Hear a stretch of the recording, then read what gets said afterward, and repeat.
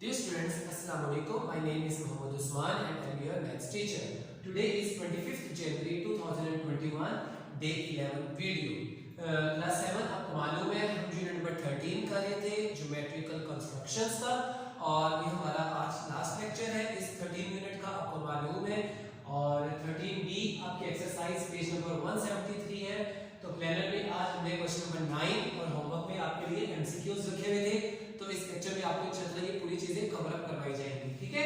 तो question number 9 देखें बेटा, आपका जो क्वेश्चन है बुक का पेज नंबर है 173। बहुत आसान है। Construct triangle ABC. आपने एक ट्रायंगल ड्रॉ करनी है, ट्रायंगल बनानी है एबीसी। AB 5.4 सेंटीमीटर की होगी, BC लेंथ 4.6 सेंटीमीटर की होगी और एंगल ABC सेंटर में किसका नाम आ रहा है? B का। इसका मतलब B पर एंगल 45 डिग्री का आपने बनाना है। लेकिन क्वेश्चन पूरा कंप्लीट पढ़ ले बेटा ध्यान से।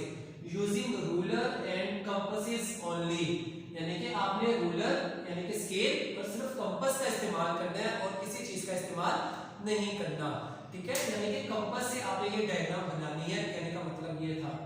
Bisect the angles of the triangle.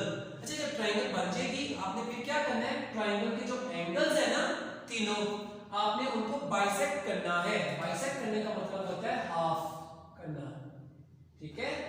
Half half कर देना ना, यानी कि अगर एक एंगल मिसाल के तौर पर 60 डिग्री का है तो उसको जब बाइसेक्ट करेंगे तो 30 डिग्री के दो एंगल्स बन जाएंगे, ठीक है। तो हाफ कर देना बाइसेक्ट करना कहलाता है। या हम ये भी कह सकते हैं bisect means divide into two equal parts. Two equal parts में चीज को डिवाइड कर देना, तकसीम कर देना, ठीक है। Verify whether the bisectors pass through the same point, यानी कि जब आप एंगल्स के बाइसेक्ट कर दोगे, बाइसेक्टर्स ड्रॉ करोगे तो वो जो बाइसेक्टर्स होंगे वो सेम पॉइंट में से पास करते हैं या नहीं करते, ये भी आपने बताना है। तो सबसे पहले हम अपनी ट्रायंगल ड्रॉ करते हैं कंपास और रूलर से, ठीक है, स्केल के साथ और कंपास के साथ। तो सबसे पहले देखें AB है 5.4 सेंटीमीटर। मैंने एक AB लाइन लगाई स्केल के साथ, कितनी? 5.4 सेंटीमीटर और इसका नाम है AB।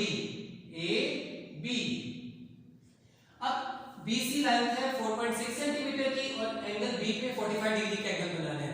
तो पहले हम एंगल B पे 45 डिग्री का एंगल ड्रॉ करेंगे। पॉइंट B के ऊपर 45 डिग्री का एंगल ड्रॉ करना है और कंपास से करना है, ये बात याद रखिएगा। कंपास से 45 डिग्री का एंगल ड्रॉ करना मैंने आपको सिखाया था इस यूनिट के स्टार्ट में भी, लेक्चर्स में आपको मालूम है। क्या करते हैं? सबसे पहले कंपास लेते हैं, उसको अंदाजे से थोड़ी सी कंपास को एक्सपेंड कर लें। एक्सपेंड करने के बाद कंपास को यहाँ पे रखें इसकी नीडल और एक क्या करें, इस तरह से सेमी सर्कल ड्रॉ करें, ठीक है बेटा। ऐसे सेमी सर्कल, आधा सर्कल ड्रॉ करना है। उसी कंपास को यहाँ से उठा के अब यहाँ पे रखेंगे और एक कट लगाएंगे। ये जो कट होगा ये आपको मालूम है ये 60 डिग्री का होता है। अब 60 डिग्री पे कंपास को रख के एक और कट लगाएंगे इधर, ये 120 डिग्री का होगा। अब कंपास को एक दफा 60 पे एक दफा 120 पे रख के टू कट्स लगाएंगे ऊपर। तो इस तरह करने से हमें 90 डिग्री का एंगल मिलेगा ना बेटा, लेकिन हमें तो 45 डिग्री का एंगल चाहिए। तो हम पहले 90 डिग्री का एंगल ड्रॉ करेंगे, ध्यान से देखें। वो इस तरह से करेंगे डॉटेड लाइन के साथ, ठीक है। ये देखिए, अब आपके पास ये है 0, ये है 90 डिग्री का पॉइंट। अब आप एक दफा कंपास को रखेंगे 0 पर और एक दफा रखेंगे 90 डिग्री पर। इन दो पॉइंट्स पर कंपासेस को रखिएगा और 2 आर्क्स लगाइएगा सामने, ओके। और फिर क्या करेंगे, दोनों आर्क्स जब यहाँ पे रखे 2 आर्क्स लगाएंगे। इन दोनों आर्क्स में से आपने क्या करना है, पॉइंट B और दोनों आर्क्स का ये जो पॉइंट आया है इसको इस स्ट्रेट लाइन के साथ ज्वाइन कर देना है, इस तरह से बेटा, ठीक है। ये बिल्कुल इस तरह से ड्रॉ हो जाएगा। अच्छा सा मैं कर देता हूं,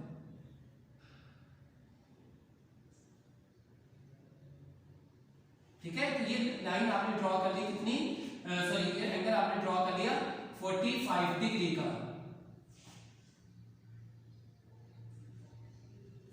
45 डिग्री का एंगल B पे कौन सा एंगल बन गया? 45 डिग्री का। अब आप ये देखें, आपके पास लेंथ रह गई 4.6 सेंटीमीटर। अब आपने कंपास और स्केल लेना है और कंपास को स्केल के साथ ऐसे ज्वाइन करना है और कंपास 4.6 सेंटीमीटर आपने एक्सपेंड कर लेनी है। 4.5 उससे 1 यूनिट ऊपर जाएंगे, एक छोटी सी लाइन ऊपर तक 4.6 तक ओपन हो जाएगी। अब 4.6 कंपास ओपन होने के बाद B पे रखेंगे या C पर? तो C तो कहीं पे भी नहीं है तो B पर ही रखेंगे। बी पे रख के आपने करना है एक कट लगा देना है ये 45 डिग्री वाली लाइन के ऊपर। अब इस 45 डिग्री वाली लाइन में इस कट को जहां पे मीट किया ये जो पॉइंट होगा ये आपका पॉइंट सी होगा और सी को ए के साथ स्केल के साथ आपने ज्वाइन कर देना है।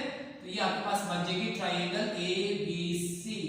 ठीक है बेटा, ट्रायंगल ए बी सी। चलिए जी, आपका यहां तक काम कंप्लीट हो गया। अब आपने करना ये है, अब आपने ट्रायंगल के जो एंगल्स है ना उनको बाइसेक्ट करना है। ठीक है, अब ये देखिए ये एक एंगल ये बना हुआ है ट्रायंगल का। अब आपने कंपास लेके ना, कंपास लेके यहाँ पे कंपास रखनी है और कंपास से आपने इस तरह से ड्रॉ करना है। ठीक है, और फिर कंपास को यहाँ रखिएगा सी पॉइंट पर और एक इस तरह से एंगल ऐसे अपने ड्रॉ करना है। ठीक है, अब आपने कंपास को एक दफा यहाँ रखना है और एक दफा यहाँ रख के 2 आर्क्स लगानी है सामने और फिर इस पॉइंट को इसमें से पास करवा देना है। ऐसा करने से देखिए इस एंगल की बाइसेक्शन हो गई। इसी तरह एक दफा कंपास को यहाँ रखना है और यहाँ रखना है, दो दफा एक दफा यहाँ पे एक दफा यहाँ पे रख के आपने क्या करना है 2 आर्क्स लगानी है सामने। ठीक है, तो अब आपने यहाँ से इसको ऐसे पास करवाना है तो ये आपके पास क्या हो जाएगा सेकंड एंगल, यानी कि इस एंगल की भी बाइसेक्शन हो जाएगी, आधा आधा हो जाएगा। अब आपने एक दफा कंपास को यहाँ रखना है और एक दफा यहाँ रखना है। ठीक है, और 2 आर्क्स लगा दिए नीचे। अब इन दोनों को और इसको ज्वाइन करना है। अच्छा, गौर से देखिए आप कि ये तीनों बाइसेक्टर्स जो है ना तीनों एक ही पॉइंट में से गुजर रहे हैं। ठीक है, इस पॉइंट का नाम रख देंगे पॉइंट ओ। ये देखिए इस तरह से ये तीनों बाइसेक्टर्स एक ही पॉइंट में से गुजरेंगे तो इस पॉइंट का नाम क्या होगा पॉइंट ओ। तो एंड में ये आंसर देना कि जो बाइसेक्टर्स हैं वो सारे के सारे पास करते हैं सेम पॉइंट में से। तो answer is yes, all these bisectors pass through the same point. इस पॉइंट का नाम भी मैंने लिख दिया ओ। ओके बेटा, अब आपने इसकी स्टेप्स ऑफ कंस्ट्रक्शन जो है वो आपने खुद वहां से बुकलेट से देख लेनी है और अंडरस्टैंड करनी है और आपने को याद रखना है। स्टेप्स ऑफ कंस्ट्रक्शन जरूर लिखनी है आपने इसमें। ठीक है, अब हम करते हैं एमसीक्यूज। आपके बुक का पेज नंबर है 173। तो 173 के ऊपर देखें, फर्स्ट एमसीक्यूज क्या है, each angle of an equilateral triangle. Equilateral triangle का पता है ना आपको बेटा, इसकी तीनों साइड्स इक्वल होती हैं। ठीक है, तो अगर तीनों साइड्स इसकी इक्वल होती है ना तो बात याद रखिएगा इक्विलैटरल ट्रायंगल के तीनों एंगल्स भी इक्वल होते हैं, यानी कि ये तीनों आपस में इक्वल होंगे। पर आपको पता है तीनों का सम 180 भी होता है। ठीक है, एंगल्स के तीन एंगल्स का सम 180 भी होता है। तो वो 60 60 और 60 रखेंगे तो 180 बनेगा ना बेटा। तो इसका मतलब है इक्विलैटरल ट्रायंगल का हर एंगल कितना होता है 60 डिग्रीज का। तो correct answer is C option 60 degrees. Okay बेटा, फर्स्ट क्वेश्चन का answer option number C 60 degrees. Second part, which type of the triangle correspond to the measurements। नीचे मेजरमेंट दी हुई है, AB है 6 सेंटीमीटर, BC भी 6 सेंटीमीटर, AC भी 6 centimetre, तीनों length equal आ रही है। इसका मतलब है इक्विलैटरल ट्रायंगल बनेगी। तो आंसर इज इक्विलैटरल ट्रायंगल। तो option number B is the correct option. ठीक है, ऑप्शन बी इक्विलैटरल ट्रायंगल जिसकी तीनों साइड्स इक्वल होती है। Third part, which type of the following correspond to these measurements। angle A is equal to 60 degree, angle B is equal to 90 degree, angle C is equal to 30 degree। अब इस measurements में देखें एक angle आपको 90 degree का मिल गया है। तो अगर एक एंगल ट्रायंगल में 90 डिग्री का हो तो वो राइट एंगल ट्रायंगल होती है। तो correct answer is right angle triangle. तो option number A is the correct option, right angle. Okay बेटा, fourth, which of these is a scalene triangle। कहते हैं इनमें से बताइए कौन सी ट्रायंगल स्केलीन होगी। स्केलीन की डेफिनेशन मैंने आपको बताई थी कि a triangle whose all sides are different। ऐसी ट्रायंगल जिसकी तीनों साइड्स डिफरेंट होती हैं वो स्केलीन ट्रायंगल होती है। तो इसमें से देखें फर्स्ट ऑप्शन में देखें आपके पास 6 सेंटीमीटर की दो साइड्स आ रही है, ये तो नहीं होगा। बी ऑप्शन देखें तीनों डिफरेंट आ रही है, तो correct answer is option number B. Option number B is the correct answer.